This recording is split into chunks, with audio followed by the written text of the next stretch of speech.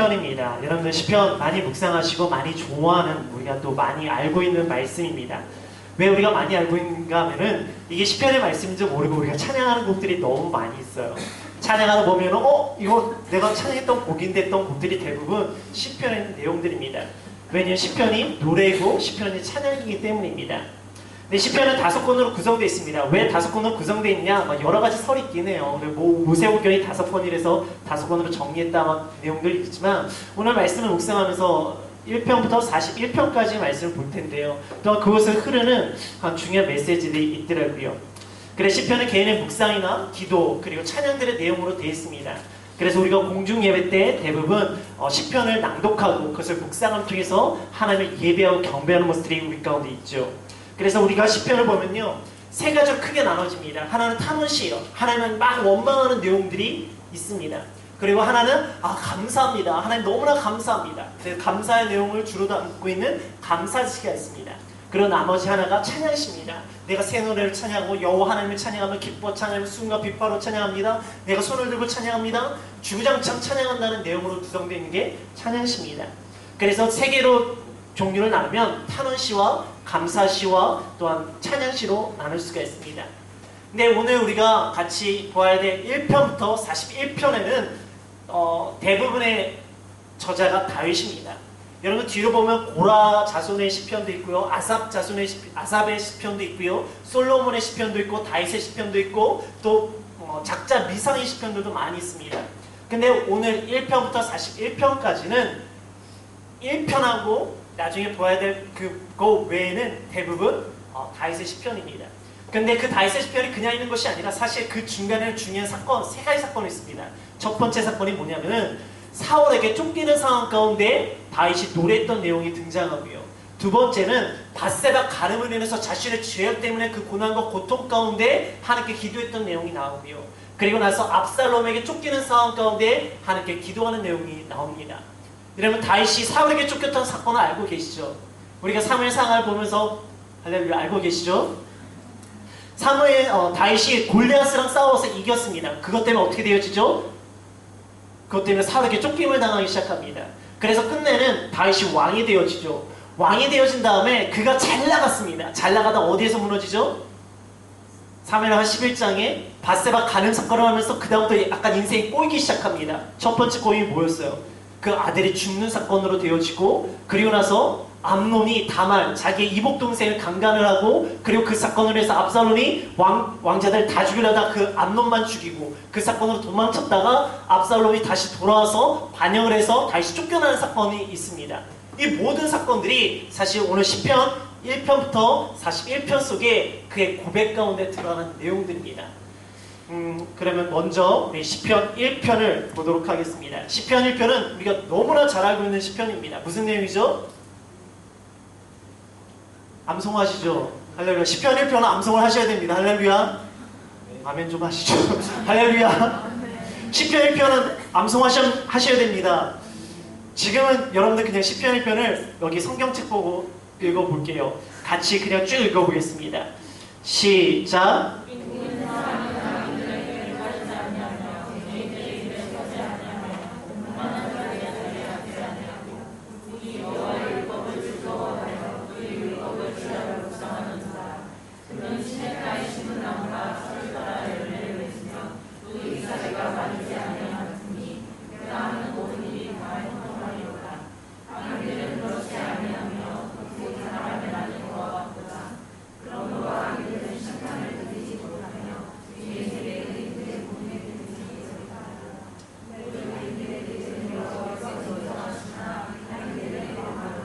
아멘. 여러분들 처음 읽어보시는 말씀 아니죠? 사실 제가 어릴 적에 저희 아버님이 저희 가정에서 가정예배를 드릴 때 이제 말씀을 암송시키는 게 항상 시편에서 1편하고 23편이었거든요. 그래서 시편을 묵상하고 1편을 묵상하고 23편을 묵상해서 복과 그리고 우리를 인도하시는 선한 목자에 대해서 이야기하셨습니다. 그리고 저희 아버지께서 저 어릴 적에 주일날 성경책을 꼭 읽게 하셨어요. 그래서 성경책 한 장을 읽으면 아버지가 용돈을 줬습니다. 그래서 제가 그때 제일 많이 읽었던 부분이 어디냐면 시편이었어요. 왜냐면 시편이 짧거든요. 가장 짧은 시편 117편이 있는가 하면 또 가장 긴 시편은 119편도 있습니다. 그래서 시편은 우리가 너무나 친숙한 내용입니다. 근데 시작이 뭘로 시작하는가? 시편 1편 복 있는 사람의 사건으로 시작됩니다. 그래서 이것은요, 우리가 다윗의 노래와 찬양이기도 하지만 사실 복에 관련된 내용입니다. 그래서 시편 1편이 사실은 제가 봤을 때는 이 시편의 전체적인 주제가 다 들어가 있어요. 볼까요? 1절에 복에 대해서 이야기합니다. 1절을 보면은 복은 어떤 것인가? 꾀를 쫓지 아니한 거고요. 그 꾀가 자라나면 뭐가 되어진가? 죄의 길을 걷게 되어집니다. 근데 죄의 길에서 우리가 멈추지 않으면 어떻게 되는가? 우리가 오만한 자리에 앉게 되어집니다.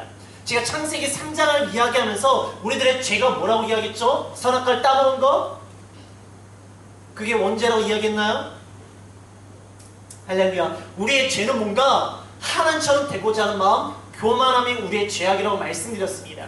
그래서 오늘도 시편 1편에서 뭐라고 이야기하는가? 우리의 꾀가 우리로 죄의 길을 걷게 하고 죄의 길의 그 끝에는 뭐가 있는가? 오만한 자리, 교만한 자리, 내가 하나님처럼 되고 싶은 자리가 만들어집니다. 근데 복 있는 사람은 그 길을 가지 않는 거예요. 그럼 어떤 길을 가는가? 2절에 여호와의 율법을 묵상하는 자로다 이야기합니다. 하나님의 말씀을 묵상하는 거예요. 그게 뭡니까? 하나님을 인정하는 것입니다. 하나님께 내 인생의 결정권을 드리는 거예요. 하나님께 내 인생의 주권을 드리는 것입니다. 그래서 나는 악인의 길, 죄의 꾀, 그것이 아니라 오만한 자리가 아니라 여호와의 말씀을 묵상하게 하나님을 인정하고 하나님께 내 인생의 결정권과 주권을 드리는 것, 그것이 복 있는 사람이라는 거예요. 그럼 어떤 사건이 일어나는가? 3절에 마지막 부분에 뭐라고 되어 있습니까? 다 형통하다고 되어 있어요. 어디를 가든지 다 형통합니다. 4절 볼까요? 악인은 그렇지 않대요. 오직 바람에 나는 겨와 같대요. 그래서 복 있는 자는 형통한 자이지만 악인은 어떤 자인가? 겨처럼 바람에 왔다 갔다 거리는 자라고 이야기합니다. 그러면 제가 요셉을 이야기하면서 창세기에서 성경에서 말하는 형통은 뭔가? 만사 형통? 내가 뭘 하든지 다 잘 되는 거 그것이 형통이라고 이야기했나요? 아니죠. 뭐라고 이야기했습니까? 하나님의 함께 하심으로 어떤 상황을 흔들리지 않는 것이 형통이라고 말씀드렸죠. 그래요. 그래서 형통을 이야기하고 악인은 그렇지 않대요. 악인은 살랑살랑 왔다 갔다 상황과 감정과 생각에서 움직이는 자, 그 사람이 바로 악인이라고 이야기합니다. 형통한 자는 흔들리지 아니하는 자는 거예요.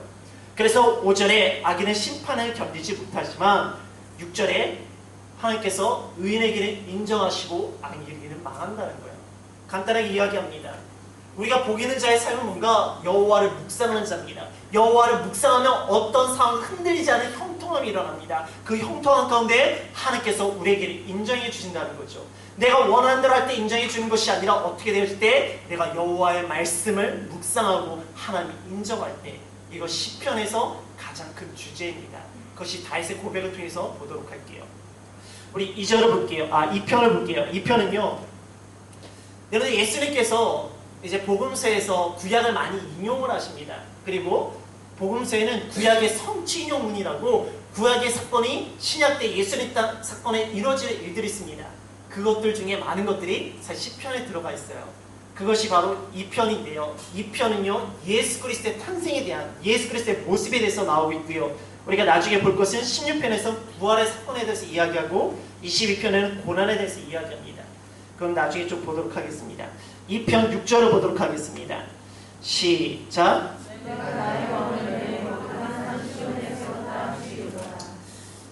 여기서 하나님께서 왕을 세우신다고 이야기합니다. 근데 그 왕이 어떤 왕인가? 7절 볼게요. 시작.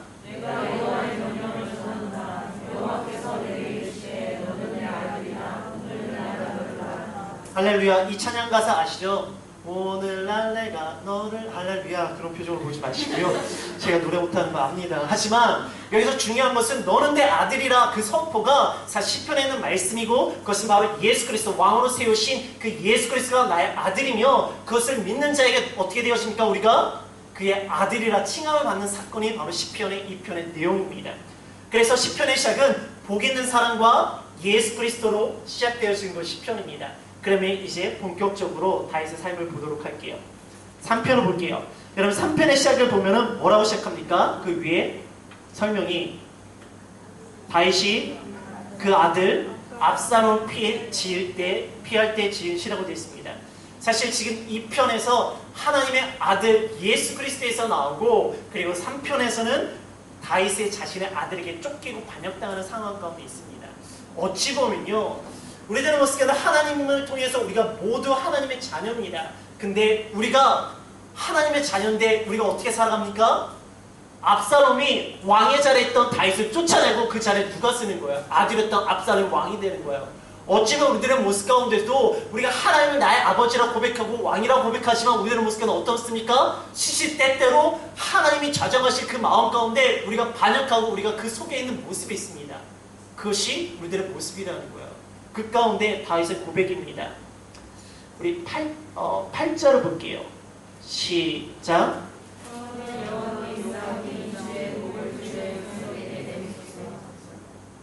구원은 누구에게 있다고요? 여호와께 있습니다. 그래서 다윗이 쫓겨나지만 그 상황 가운데 누구를 의지합니까? 여호와를 의지합니다. 그러면서 4편을 보면은 4편은 저녁 기도의 내용입니다.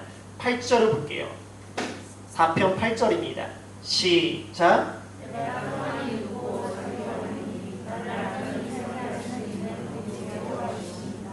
여러분, 평안에 있고 내가 자기도 하리니 누구를 의지합니까? 여호와를 의지합니다. 5편은 아침 기도라는 제목이 있어요. 3절을 볼게요. 시작.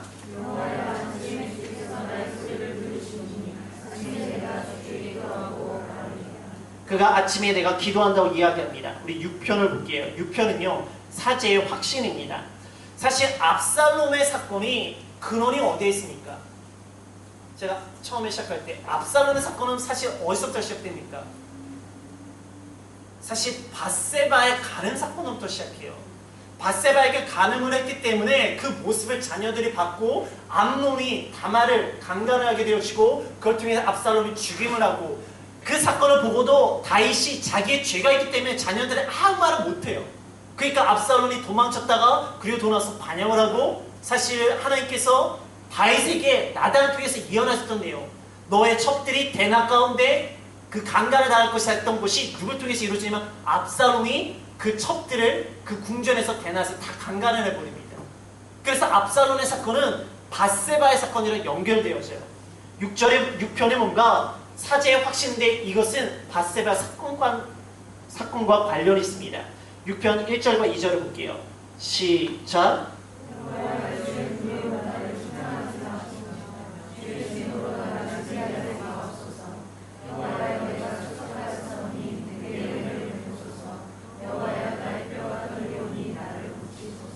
지금 다윗이여 나를 견책하지 마옵시고 나의 진노를 주의 진노로 나를 징계하지 말아달라고, 내가 너무나 힘들다고 내가 죽을 것 같다라고 이야기하고 있습니다. 그게 뭔가 그의 죄악 때문이에요. 6절을 볼게요. 시작.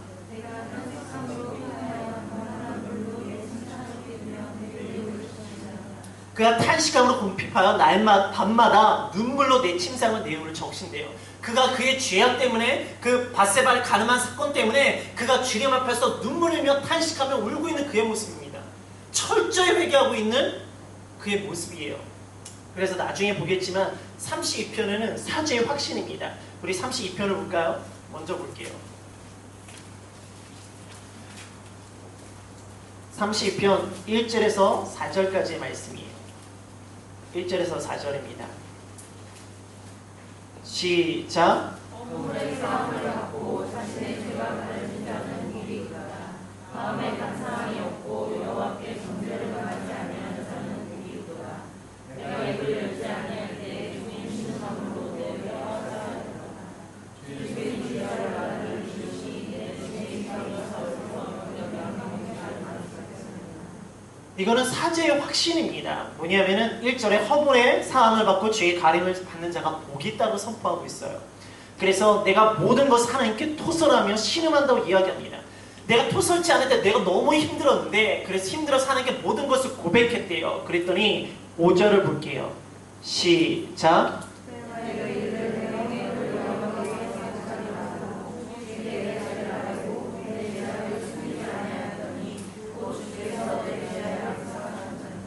지금 밧세바 사건을 사실 다윗은 숨기고 싶었어요. 그렇잖아요. 그래서 우리아를 죽여버리고 숨기려고 하다가 그것이 나단을 통해서 들통났고 하나님께서 그때 나단을 통해서 말씀하신 건 너는 몰래 했지만 내가 너의 사건을 대낮에 다 백주에 다 알게 하겠다면서 압살롬 사건을 통해서 그게 다 드러나게 하십니다. 그래서 지금 사실은 그 압살롬의 도망친 가운데 다윗은 자신의 모든 죄를 고백하며 내가 너무 힘들다고 나를 용서해달라고. 그래서 그때 주님께서 그를 용서해 주셨다라는 것이 시편 32편의 내용입니다. 그 다음에 7편을 볼게요. 7편 11절에서 12절입니다. 7편 11절에서 12절 시작.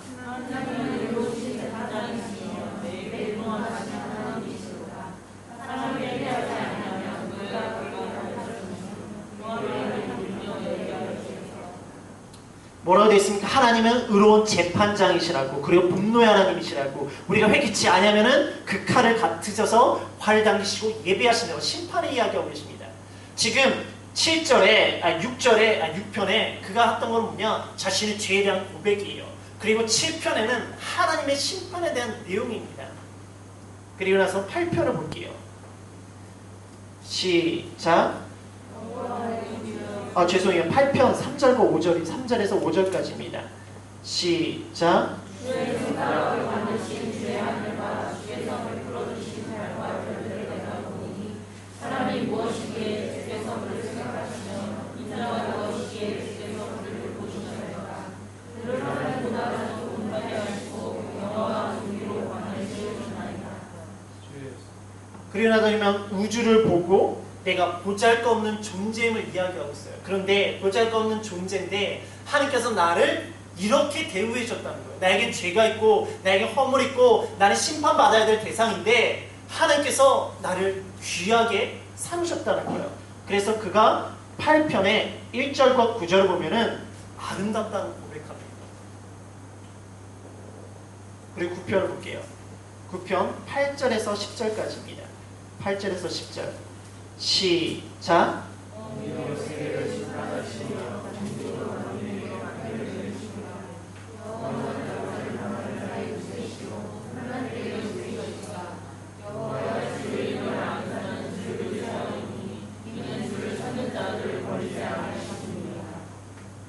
심판이 일어나는데 정직한 자에게 산성이 되어주시고 의지하는 자가 되어주시고 우리를 버리지 아니한다 라고 하면서 하나님의 구원에 대한 감사의 내용이에요. 제가 이걸 무슨 내용인가? 시편 3편이 뭘로 시작된다고 말씀드렸죠?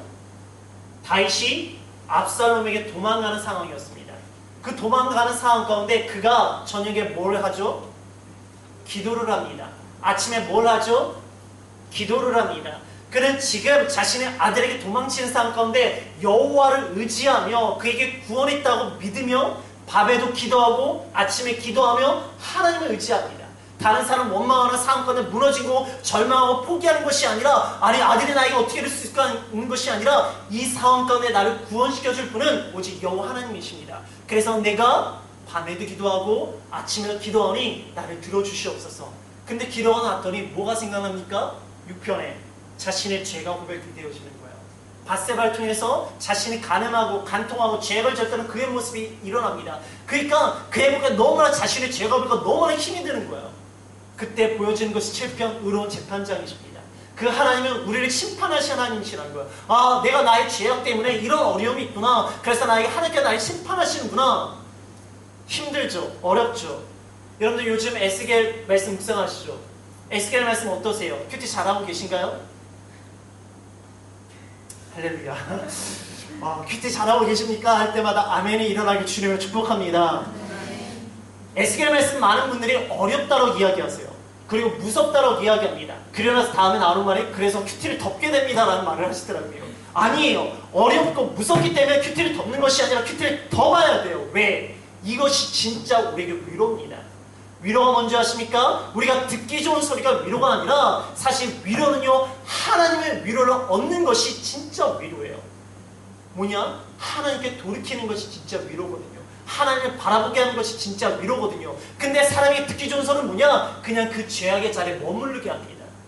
그래서 뭐라고 하냐? 허탄한 묵시와 내가 그것들 다 패한다고 이야기해요. 허탄한 묵시가 뭔가 그 죄의 자리에서 머물러있고 그저 듣기 좋은 소리밖에 만드는 거, 그것이 허탄한 묵시예요. 에스겔은 뭐라고 얘기합니까? 그것을 내가 다 패야겠다고. 그래 하나님의 말씀을 들으라고. 그리고 거기에 심판이 있다고. 그것을 통해서 하나님을 바라보게 하는 거예요. 그게 진짜 위로예요. 지금 어떻게 나오고 있습니까? 그가 죄를 고백합니다. 그리고 나서 의의 심판의 사람이 이야기하고 그 나를 회개치 않으면 그 하나님께서 나에게 칼을 준비하신다고 되어 있어요. 그러니까 그가 고백하는 거예요. 내가 죄가 있습니다. 내가 가늠한 죄가 있습니다. 그것이 나를 너무나 힘들어서 내가 너무나 괴롭습니다. 그랬더니 8편에 그 하나님께서 그런 나의 죄인인 나를 천사보다 조금 못하게 하시고 나를 다시 높여주신다는 거예요. 그래서 그가 8편의 1절과 9절을 보면 하나님이 아름답습니다. 이 세상이 아름답습니다. 그럼 찬양하는 거예요. 내가 죽을 수밖에 없는 죄인이고 내가 지금 압살롬에게 쫓기는 상황이지만 내가 기도하다 보니까 구원은 하나님께 있고요. 그리고 그 하나님이 나의 죄를 보게 하고요. 그 하나님께서 나를 지금 징계하시고 아프게 하시면 그것을 내가 다시 하나님을 바라보게 하시니까 아 내가 다시 그 상황 가운데 하나님 찬양합니다. 그래서 9편은 뭐라고요? 구원의 하나님을 찬양하고 있다. 저는 이때까지 10편을 그냥 단계로 봤는데 이걸 쭉 오늘 말씀을 준비하고 보니까 이게 하나의 사건으로 묶여지더라고요. 압살롬의 사건에서 그가 구원의 하나님을 찬양하는 모습이고 그 가운데 기도가 있고요. 회개가 있고요. 의의 심판의 하나님이 있고요. 거기서 그를 회복시키시는 구원의 하나님이 계시더라고요. 여러분 우리가 정말로 구원의 하나님을 찬양하기 원한다면 우리들은 모습한 이 상황 가운데 누군가의 원망과 불평과 절망이 아니라 하나님을 바라봅시다. 구원은 하나님께 있습니다. 그리고 그 하나님께 나아갈 때 그 하나님께서 나의 죄를 용서해 주시고 이 죄악된 인생을 천사보다 조금 못하게 하시고 나를 다시 이 세상을 아름답게 보시기에 구원의 하나님을 찬양하게 만들 줄 믿습니다. 그래 우리 10편을 보도록 하겠습니다. 10편이 아니라 10편입니다. 네, 10편은 탄원시입니다. 이거는 저자 미상이에요. 탄원시는 뭐냐? 하나님을 원망하는 시가 탄원시예요. 1절을 볼게요. 1절입니다. 시작.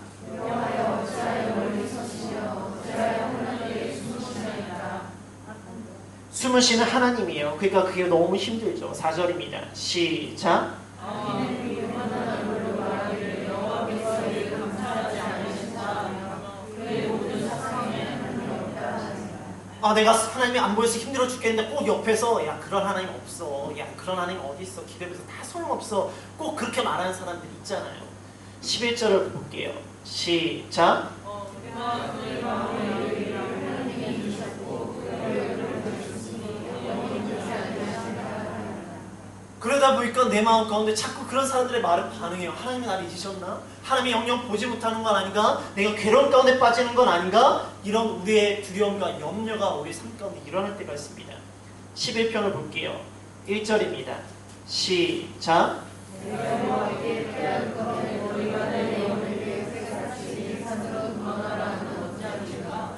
그래서 내가 여호와께 피했어요. 여호와 하나님을 의지하려고 갔어요. 근데 세상 사람은 야 그럴 필요 없어. 그냥 네가 원하는 대로 도망가. 그냥 세상으로 도망가. 네가 피할 수 있는 곳으로 도망가. 여호와께 피한다고 되는 거 아니야 라고 이야기합니다. 12편을 볼게요. 2절과 4절입니다. 시작.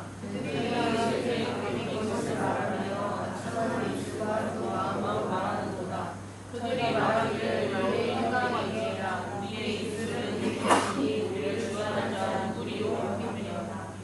그 사람들이 어떻게 하냐? 막 갈등 가운데 있고 고난과 고통 가운데 있는데 그 사람들 하나님 너를 지켜주지 않을 거야. 막 거짓말하고요. 때로는 그래 너 죄가 있지만 괜찮아 하면서 위로의 말을 해줍니다. 그래서 우리로 하여금 하나님을 바라보게 하는 것이 아니라 자꾸 사람의 말에 반응하게 하고 사람의 말에 쫓아가게 하고 세상이 원하는 대로 모습으로 가게 되어집니다. 13편을 볼게요. 13편도 탄원시입니다. 1절을 보겠습니다.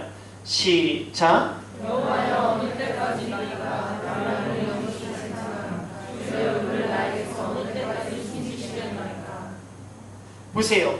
지금 시편에 숨으시는 하나님입니다. 안 보이는 거예요. 근데 악인은 하나님이 없다고 이야기합니다. 그러니까 내 마음 가운데 어떤 마음이 들어요? 하나님 날 잊으셨나? 하나님의 얼굴을 영영히 보지 못하는 건 아닐까? 그랬더니 또 내가 하나님께 도망쳤더니 다른 사람들은 야 뭐하러 거기 있어? 그냥 네가 원하는 대로 가버려 라고 이야기합니다. 그리고 나서 나에게 너 하나님 없어. 그러니까 하나님께 반응하지 말고 네가 원하는 대로 살아. 너 그렇게 살아도 괜찮아 라고 이야기할 때 여전히 하나님의 얼굴이 안 보인다는 거예요. 3절을 볼게요. 13편 3절입니다. 시작. 여호와의 하나님이여 나를 생각하사 올라가시고 나의 이름을 밝히소서. 그럴건대 내가 사망의 잠을 잘까 그런 상황 가운데 하나님의 얼굴이 여전히 안 보이셔요. 두려움이 먼저 일어난 그때 일어난 두려움. 야, 이게 언제 끝날까? 이 고난과 고통이 언제 끝날까? 이러다 내가 그냥 죽어버리는 거 아닐까? 이런 절망이 우리에게 찾아올 때가 있지 않습니까? 지금 다윗이 그렇다는 거예요. 근데 다윗이 그걸로 끝나지 않아요. 5절을 볼게요. 시작.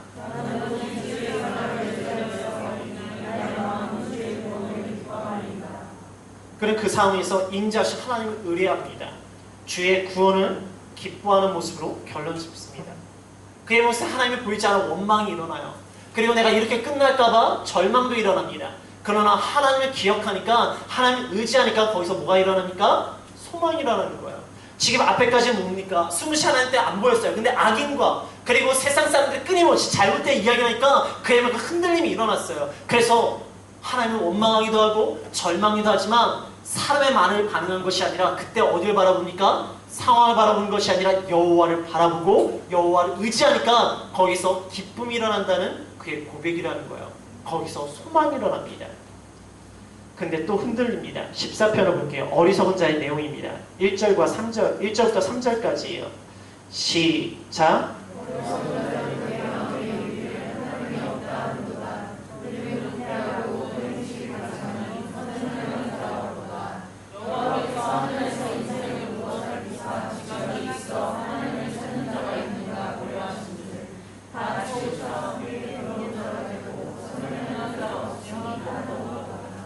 그래서 좀 소망을 두려고 기뻐했더니 어리석은 자가 또 나타나서 하나님 없어.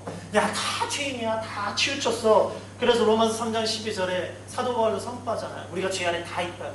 죄 아래 없는 자가 없다고. 우리가 다 죄인이라고 선포하잖아요. 그러면 나는 결국 어떻게 되는 건가?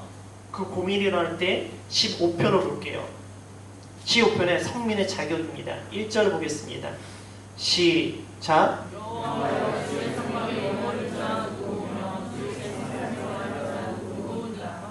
그러면 누가 성산에 들어갈 수 있습니까? 그곳에 거할 자가 누굽니까? 하나님의 나라로 들어갈 자가 누굽니까? 질문합니다. 그때 하나님의 대답이에요. 3절과 4절입니다. 시작.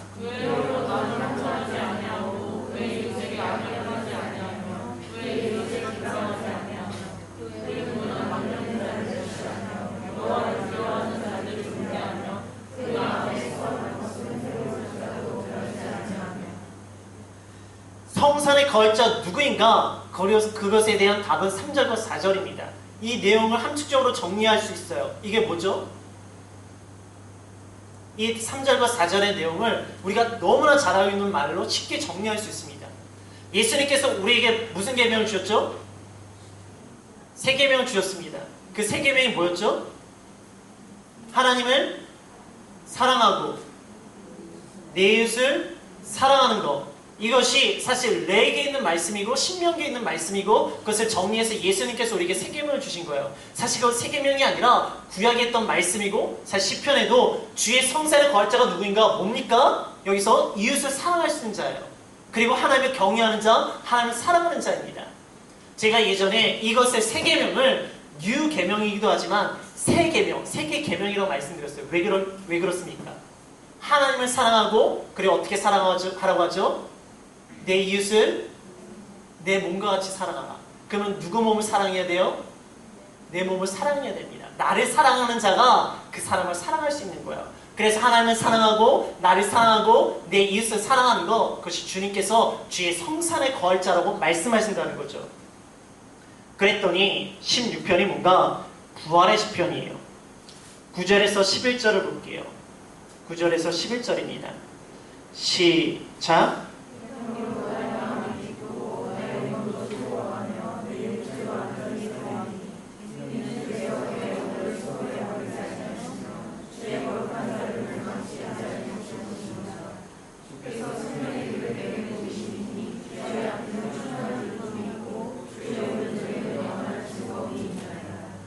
뭔가 내가 내 육체가 죽는 것으로 끝나지 않는다는 거예요. 영원한 생명이 있고 영원한 삶이 있어서 하나님 우편에 내가 영원히 거할 것이라 이야기합니다. 어떤 자가? 하나님을 사랑하고 이웃을 사랑하는 자가 성산에 거하며 그 자에게는 부활의 기쁨이 일어난다는 것이죠. 근데 그 사건의 이제 실마리가 17편에 있습니다. 17편은요, 사실 사울왕의 추적 가운데 그가 썼던 시편이에요. 그 내용이 뭔가 구원의 날개입니다. 8절과 9절이에요. 시작.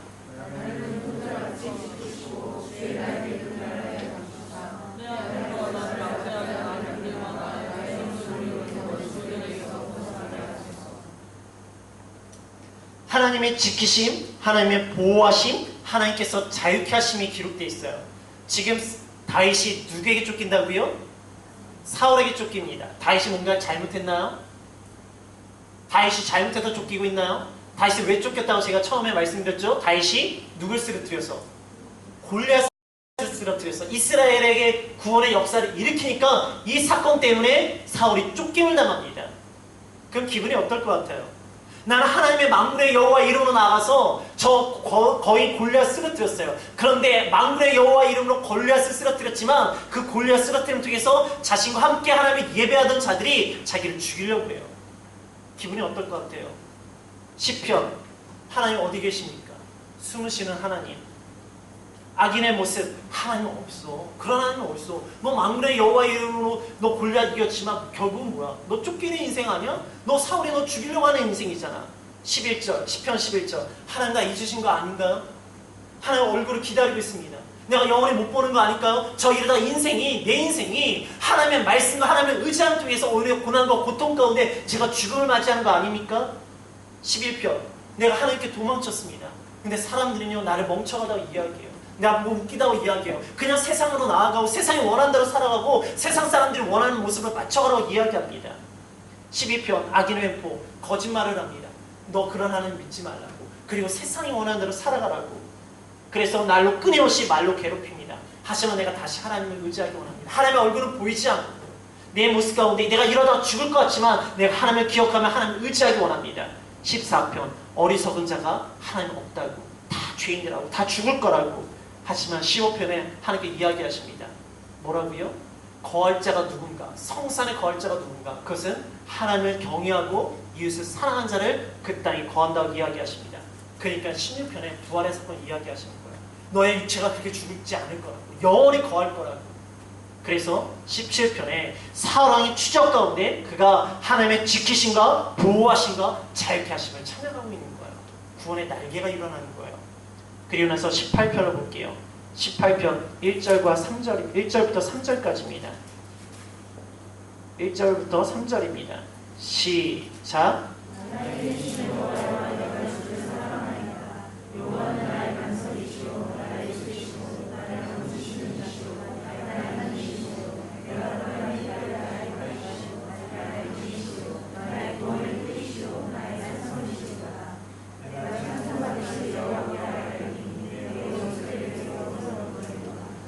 (18편) 위에 뭐라고 되어 있습니까? 설명이 여호와께서 다윗을 그 모든 원수와 사울의 손에서 구원하신 날 다윗이 이 노래로 여호와께 아뢰어 이르기를. 이 내용이 사무엘하 22장의 내용에도 동일하게 등장하고 있습니다. 뭔가 사울 왕으로부터의 모든 쫓김 가운데 그가 벗어나고 나서 고백하는 찬양이 18편입니다. 17편은 그가 사울왕에게 쫓기게 있는 상황 가운데 하나님의 보호하심과 하나님의 지키심과 하나님께 자유케 하심을 고백했고, 이제는 18편에는 그 모든 상황에서 벗어나니까 그 하나님을 찬양하는데 어떻게 찬양하는가? 그 하나님 나의 구원이시라고, 반성이시라고, 방패시라고 고백합니다. 그리고 6절 보겠습니다. 18편 6절 시작.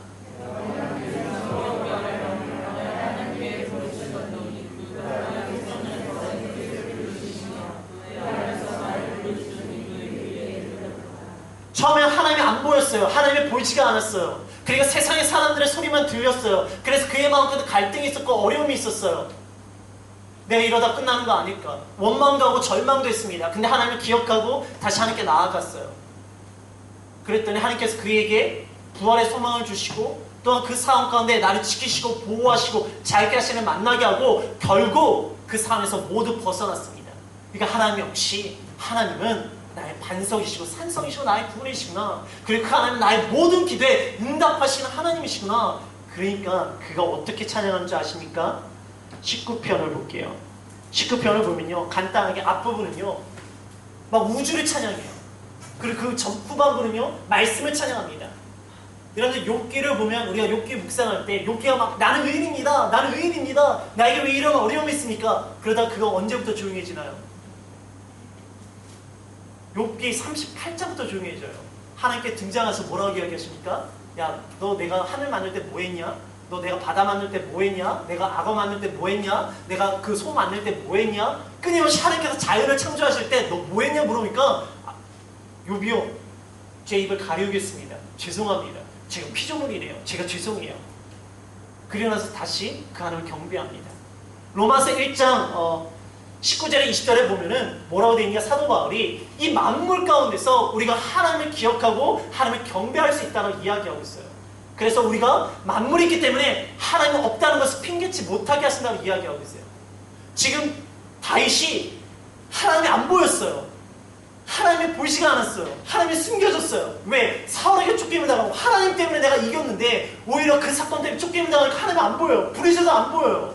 근데 하나님께서 그에게 다시 소망을 주시고 부활의 소망을 주시고 그리고 그곳에다 날 지키시고 보호하시고 하나님을 느끼고 그 상황에서 벗어나니까 하나님이야. 나의 기도를 들어주시고 그리고 모든 우주를 보니까 거기서 하나님이 다 보이는 거예요. 보이지 않던 하나님이 이제는 모든 곳에서 다 보인다고 고백하는 거라고요. 여러분 하나님 보이십니까? 할렐루야. 고난이 보이십니까? 괴로움이 보이십니까? 그러나 그 속에서 기억하십시오. 내 눈에 보이지 않지만 여전히 하나님을 존재하시고 하나님을 살아계십니다. 내가 그 상황에서 벗어나는 순간 그 상황 속에 하나님 나를 지키시고 보호하시고 지키시고 그 상황에서 벗어나게 하실 줄 믿습니다. 그 벗어날 때 내 찬양이 일어나는데 모든 곳에서 하나님이 보이시는 거예요. 오동성 목사 모습에도 하나님이 보이고요. 여기 있는 서로의 모습에도 보이고요. 하늘을 봐도 보이고요. 땅을 봐도 보이고요. 나무를 봐도 보이고요. 할렐루야. 그런 하나님의 보이심이 일어나길 주님을 축복합니다. 하나님 모든 곳에 있어요. 지금 잠깐 내가 고난 때문에 안 보일 수 있어요. 하지만 그 고난 가운데도 우리 하나님은 여러분을 지키고 보호하고 계십니다. 그래서 우리들의 고백의 이 찬양이 다윗의 찬양 끝나는 것이 아니라 우리들의 찬양이 됐으면 좋겠어요. 하나님 내가 안 보이고 안 들렸는데 진짜 보이네요. 사람들 말 때문에 내가 많이 흔들리고 보이지 않아 내가 괴롭고 절망하고 원망했지만 이제는 다 보여요. 하나님 정말 살아계시고 그 고백이 우리의 고백이 되어주길 주님을 축복합니다.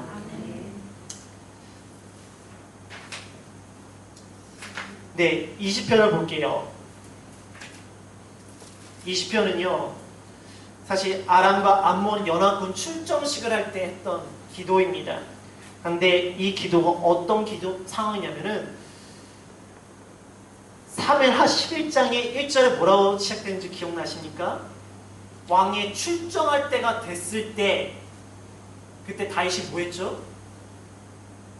왕이 출정할 때가 됐을 때 다윗이 자고 있었어요. 자다가 일어나서 보인 게 뭐였습니까? 밧세바였어요. 그러니까 사무엘하 11장은 다윗에게 있어서 최고의 시기였어요. 그 최고의 시기에 전쟁을 나가는데 그가 노래했던 내용이에요. 5절과 7절입니다. 5절과 7절 시작.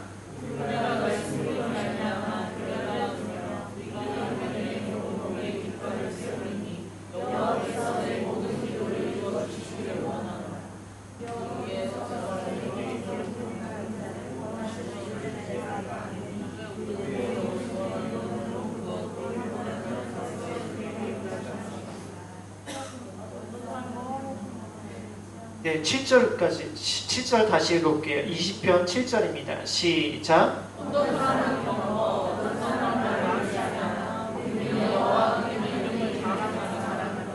지금 그 출정식을 나갈 때 지금 다윗의 찬양인 거예요. 그가 누구를 의지한다고요? 말과 병거를 의지합니까? 누구를 의지하죠? 여호와 하나님을 의지합니다. 그래서 결론적으로 아람과 암몬의 연합군을 이겼을까요? 졌을까요? 이겼어요. 이겼는데 그 상황 가운데 중간에 뭐가 있죠? 최고치를 치고 있을 때 다윗이 뭘 잘못하잖아요. 밧세바 가는 사건이 그 사건 가운데 있어요. 전쟁을 나갈 때는 여호와를 의지하면서 전쟁을 시작해요. 근데 그는 어디로 갑니까? 전쟁터로 갑니까? 자기 침실로 가요. 그리고 자기는 전쟁하는 거고 낮잠 자요. 낮잠 자다 일어나서 뭘 봅니까? 밧세바를 봐요. 밧세바를 데리고 와서 간음을 해요. 그러고 나서 돌려보냈다가 얘가 임신했어요. 그러니까 우리아를 보내서 우리아를 데려서 걔가 동침하게 걔가 동침 안 해요. 그러니까 어떻게 합니까? 요압을 통해서 얘 제일 앞에 나가게 그래 걔가 죽게 되는 사건이 그 중간에 있는 거예요.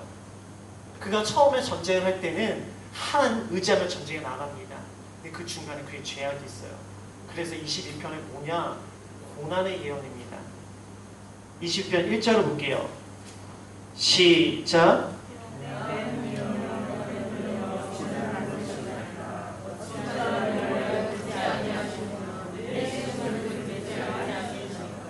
사실 전쟁에서 승리를 합니다. 그런데 누굴 통해서 이 이야기를 듣는가? 나단을 통해서 그의 간음의 사건이 이야기되어지죠. 그래서 다윗이 뭐라고 합니까? 내가 큰 죄를 졌습니다. 그리고 나서 그가 금식을 하죠. 금식을 했는데 일단은 하나님께서 그의 애를 죽이세요. 근데 지금 이 22편 1절의 내용이 누구의 또 내용입니까? 1절의 내용. 내 하나님이여 내 하나님이 어찌하여 나를 버리셨나이까? 예수 그리스도의 내용이세요. 예수님께서 어디서 이야기하십니까?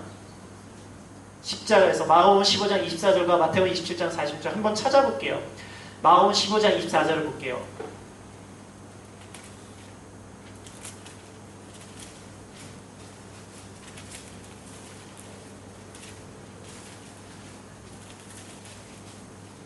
마가복음 15장 24절입니다. 시작.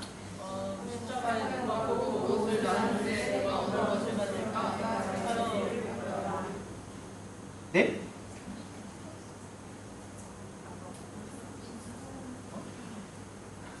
제가 잘못 쳤나요?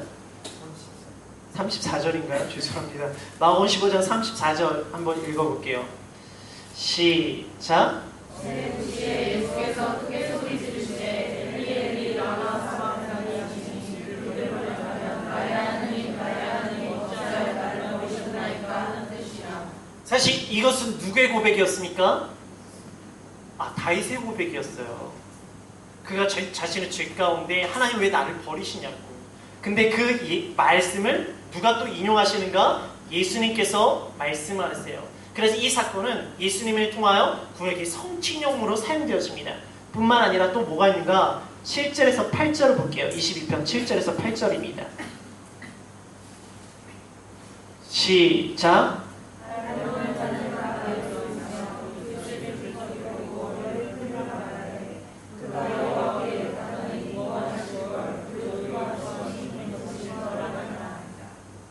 지금 이것이 어디서 보이는가? 마태복음 27장을 볼게요. 마태복음 27장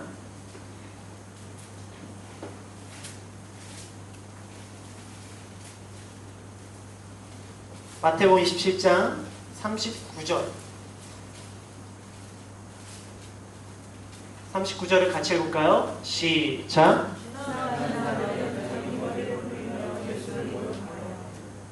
43절을 또 볼게요. 시작.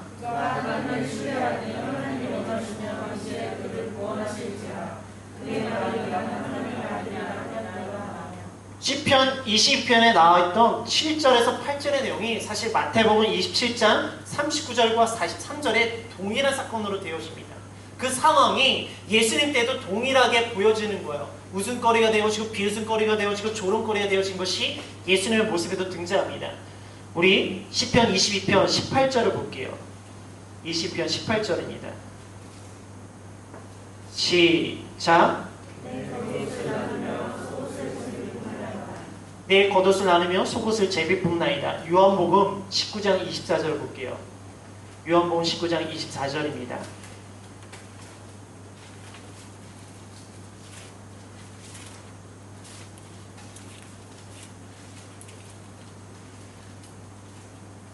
시작.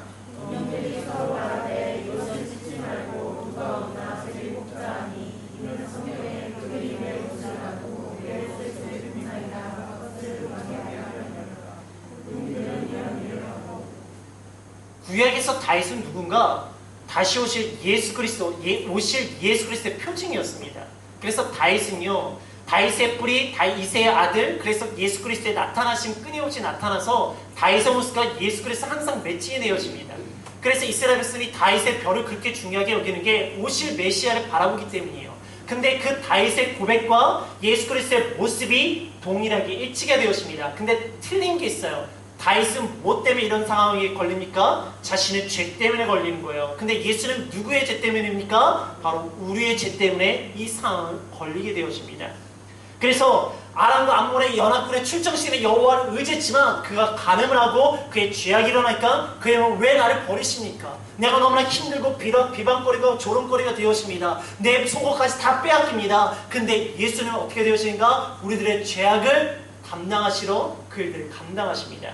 그리고 나서 시편 23편이 나오는 거예요. 23편 뭐죠? 여호와는 나의 목자시니 그것에 사람 목자이신 예수 그리스도가 등장하십니다. 재밌지 않나요? 이걸 따로따로 보면 별 사건이 없는 것 같은데 쭉 같이 읽으니까 너무 재밌더라고요.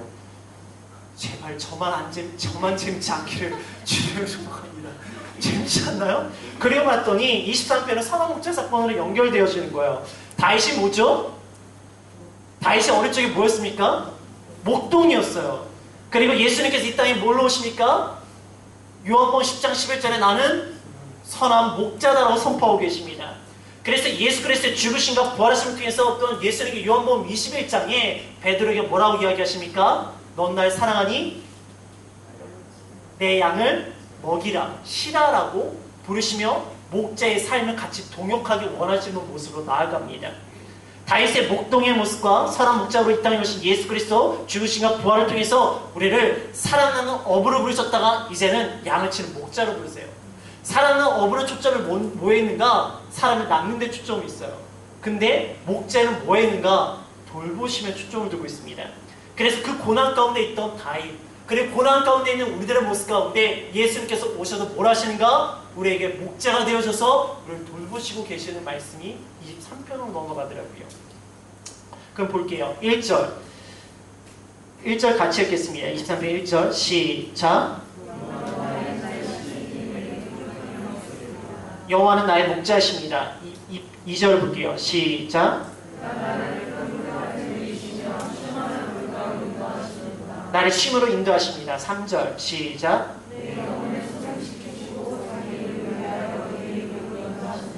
의의 길로 인도하십니다. 4절.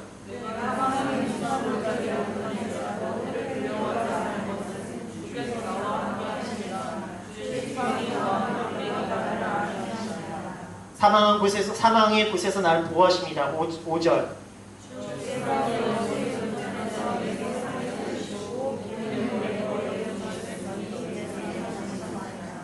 내게 상을 베푸시고 기쁨을 주십니다. 6절.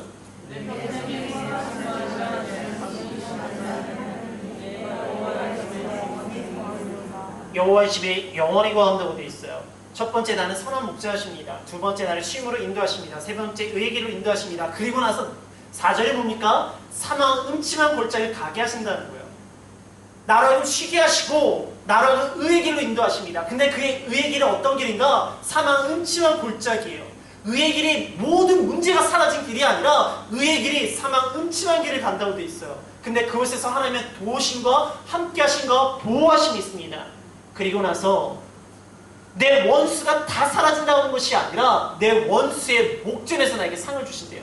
많은 사람이 상을 무슨 너 잘했어 주는 상이라고 생각해요. 아니에요. 그 상 아니에요. 이거는 영어 성경을 보면 심플합니다. 테이블입니다. 나에게 식사를 하게 하신대요. 내 원수가 바로 앞에 있는데 거기서 나로 하여금 식사를 하게 한대요. 여러분들 밥이 넘어갈까요? 나를 죽이려는 사람 내 앞에 있는데 뭡니까? 하나님 나와 함께 하시기에 내 거는 담당이 일어나는 거예요. 너 나 치려고 해봐. 나 하나님 있어. 나 예수님 있어. 어디 원수가 사라지는 것이 아니라 원수가 있어서 내가 그 앞에서 당당해 줄 수 있다는 거예요. 그래서 내가 여호와의 집에 영원히 거한다는 거예요. 이게 뭔지 아십니까? 여러분들 마태복음 보면 마태복음 11장 28절 여러분들 잘 외우시는 말씀이에요. 뭐예요? 수고하고 무거운 짐진 자들아 어떻게 하라고요? 다 내게로 오라. 그러면 어떻게 하라고 이야기하십니까? 내가 너를 쉬게 하신다고 되어 있어요. 쉼을 주시죠. 그리고 나서 뭐라고 이야기합니까? 나의 멍에는 지라라고 하세요.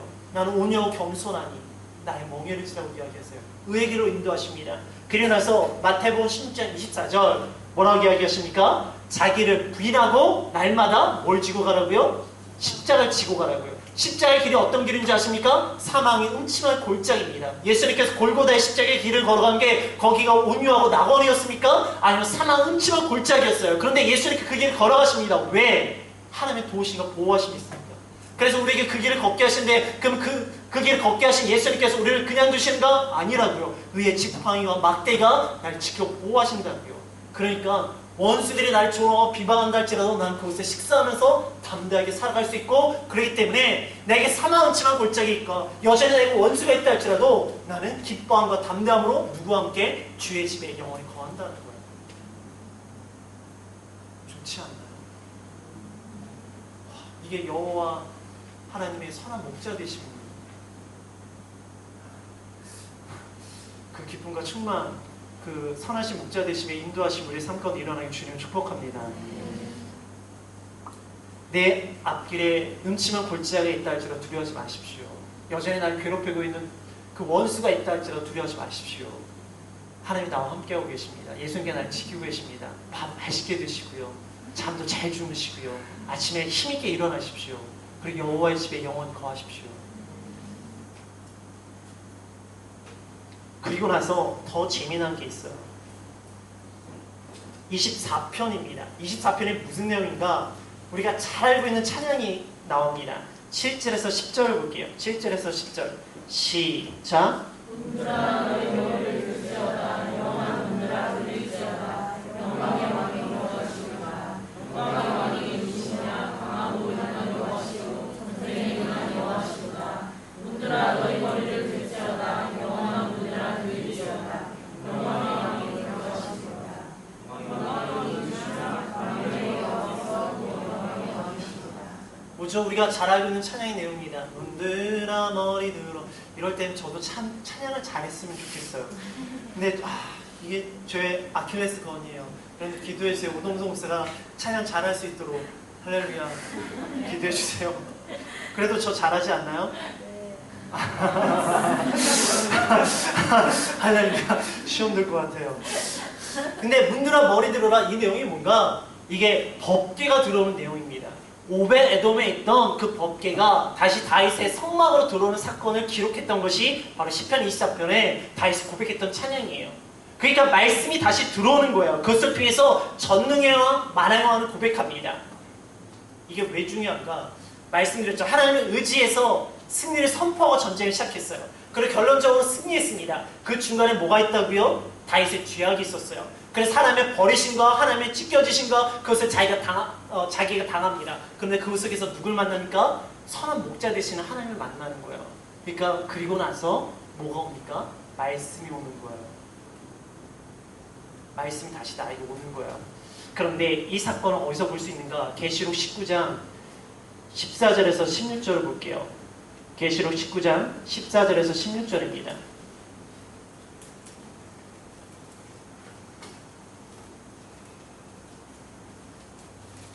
계시록 19장 14절에서 16절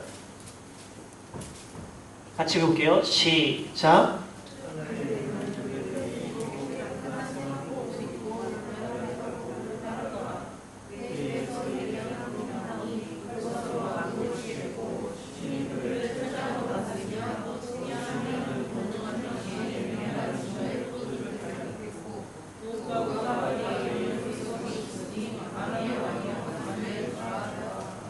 거기에 뭐가 나옵니까? 전능하신 왕, 만왕의 왕이 오십니다. 그분이 누군가? 바로 다시 오실 예수 그리스도시라는 거예요. 그분을 통해서 우리에게 새하늘과 새 땅을 허락하여 주십니다. 뭔가 하나님을 의지하는 자에게는 승리가 선포를 이야기합니다. 그리고 그의 인생은 마지막에는 승리예요. 근데 승리를 선포하고 승리를 하지만 그 중간에 뭐가 있는가? 우리들의 죄악이 있어요. 근데 그 죄악을 누가 감당하신다고요? 예수 그리스도께서 감당하시고, 그 예수 그리스도를 감당하실 때 우리 가운데 그 만왕의 왕이신 예수 그리스도 오셔서 진짜 승리가 우리 가운데 일어난다고요. 그래서 그 예수 그리스도 바라보자고요. 이것이 따로따로 시편의 모습인 것 같은데 이것이 하나의 우리들의 신앙의 삶으로 연결되어지더라고요. 우리가 하나님을 의지했지만 여전히 우리에게 죄가 있습니다. 그 죄를 누가? 예수 그리스도가 감당하셔서 그가 십자가에서 달려 돌아가시는 거예요. 그리고 그 예수님께서 우리에게 뭘 하시는가? 선한 목자로 우리를 돌봐주시고 그래서 죽으셔서 결론적으로 어떻게 되시는가? 다시 오셔서 우리에게 만왕의 왕이신 말씀 오신 예수 그리스도 다시 경험하게 하셔서 새하늘과 새 땅을 경험하게 해주시고 만왕의 왕이신 그 하나님을 고백하게 하더라고요. 그러니까 25편에 1절을 보니까 25편 1절을 봅시다. 시작. 여호와 하나님만을 보자 하는 거예요. 26편 2절을 볼게요. 시작.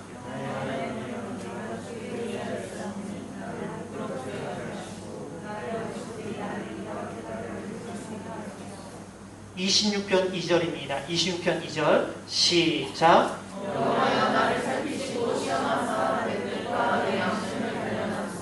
시험하사 내 뜻과 내 마음을 단련하다고 이야기합니다. 27편 9절에서 10절입니다. 시작.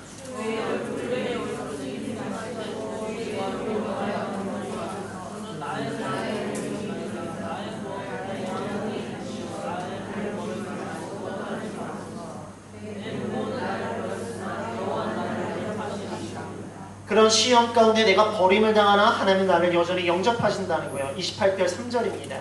시작.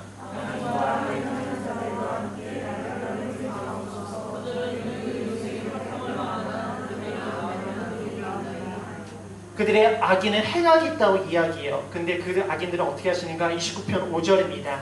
시작.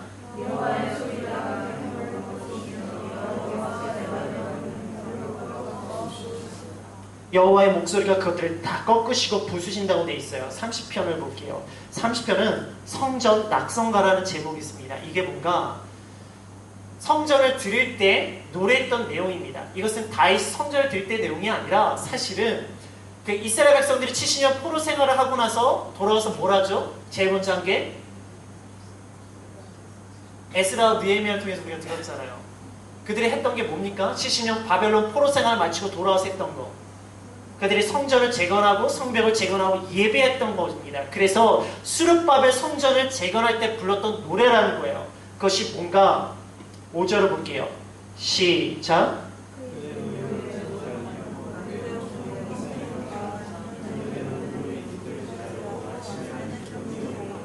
뭐라고 되어 있어요? 노염이 있었지만 결론적으로 기쁨이 일어납니다. 11절을 볼게요. 시작.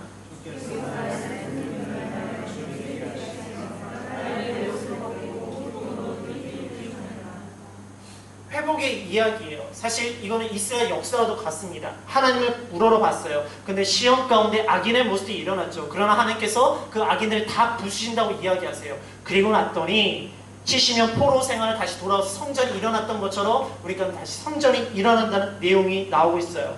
그래서 회복의 이야기를 이야기합니다.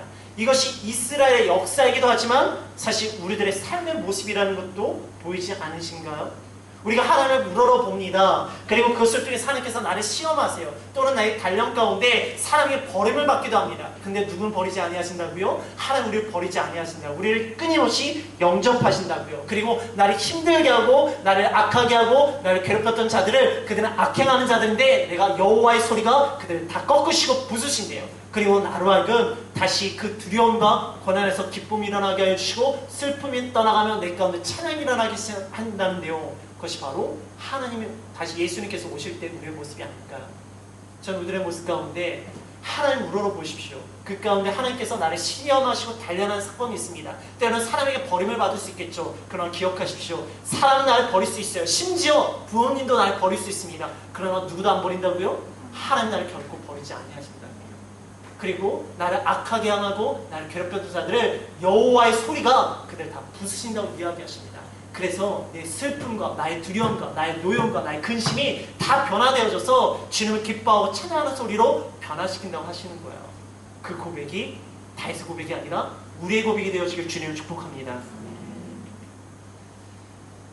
네, 31편과 32편과 33편은 쭉 그것도 연결되게 하는 탄원과 사제 확신과 그 새 노래 찬양입니다. 이것은 바세바의 사건 아까 앞에 말했던 내용이기 때문에 넘어갈게요. 그래서 34편을 볼게요. 34편은 그 위에 뭐라고 되어 있습니까? 설명이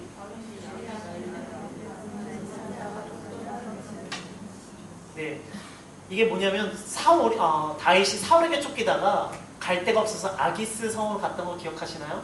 그래 다윗이 침 질질 흘리면서 미친 척 했다고 했던 거 기억나시죠? 그 사건을 기록하고 있어요. 그래서 사무엘상 21장 13절을 보면은 그것이 기록되어 있습니다.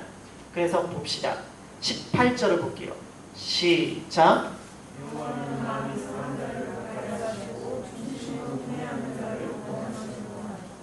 네, 마음이 상한 자와 통회하는 자를 구원하신다는 거예요. 19절을 볼게요. 시작.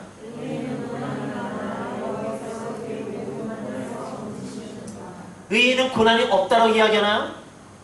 의인은 고난이 많습니다. 아까 시편 23편에 뭐라고 되어 있었죠? 쉼으로 인도하시고 의에게로 인도하신다. 그 다음에 뭐라고요? 4절에 사망의 음침한 골짜기를 다닐지라도 원수가 있어요.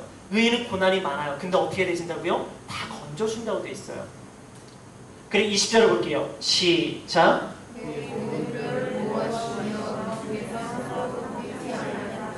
사실 이거는 또 예수님의 성취 인용문입니다. 요한복음 19장 33절을 보면은 그의 뼈가 하나도 꺾이지 아니었다는 하나님의 보호하심을 이야기도 합니다. 우리가 상하지 않는다는 내용이에요. 왜 그런가? 35편을 볼게요. 35편 1절입니다. 시작.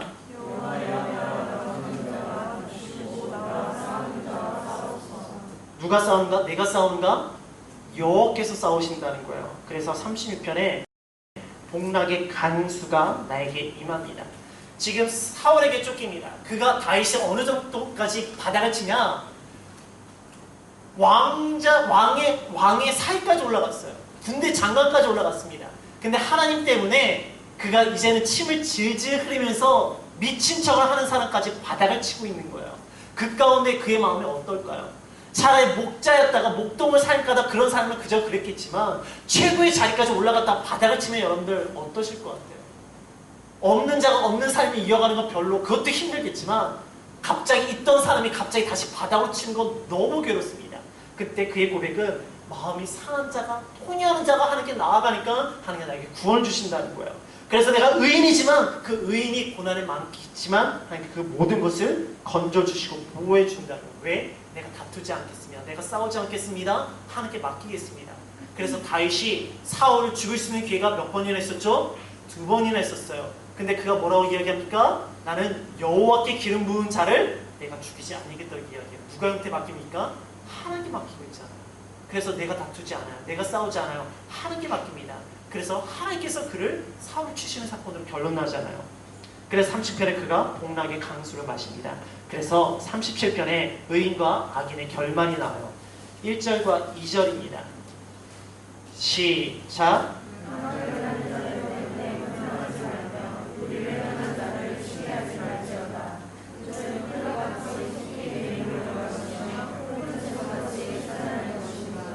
다윗이 쫓기는 상황 가운데 압살롬에게 쫓기고 사울에게 쫓기는 상황 가운데 어땠습니까? 그들이 잘 될 것이라고 보였겠죠. 나는 왜 하나님의 말씀대로 살아가는데 이런 일을 당할까라고 얘기했지만 한순간에 그 모든 것이 정리되었습니다.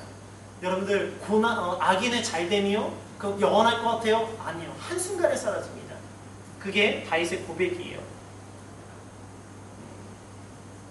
4절과 6절입니다. 4절에서 6절 시작.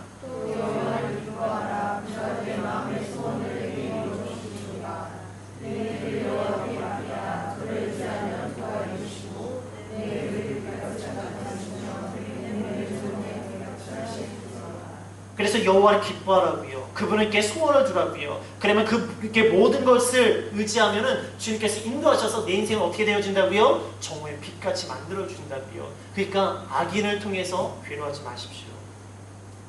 그 세상 사람들이 잘돼 먹어 부러워하지 마십시오. 내가 그리스도인으로 이렇게 살아가다가 내가 늦춰지는 거 아닌가? 그게 우리 가운데 가장 큰 고민과 염려입니다. 세상 사람 달려가고 있는데 나는 뒤처져 있다는 생각이 들 때가 있지 않습니까? 그러나 기억하십시오. 세상의 것들은 사라집니다. 먼저 도착한다고 해서 하나님 나라 가는 거 아니에요. 요단강은요, 믿음으로 건너는 강이에요. 아무리 세상 사람들이 그 요단강 앞에까지 빨리 갈 수 있을지 모르지만 그들은 가나안 땅에 들어갈 수 없습니다. 왜? 그 요단강은 믿음으로 받는 자에게만 갈라지기 때문이에요. 그래서 11절에 뭐라고 나있는가? 시작.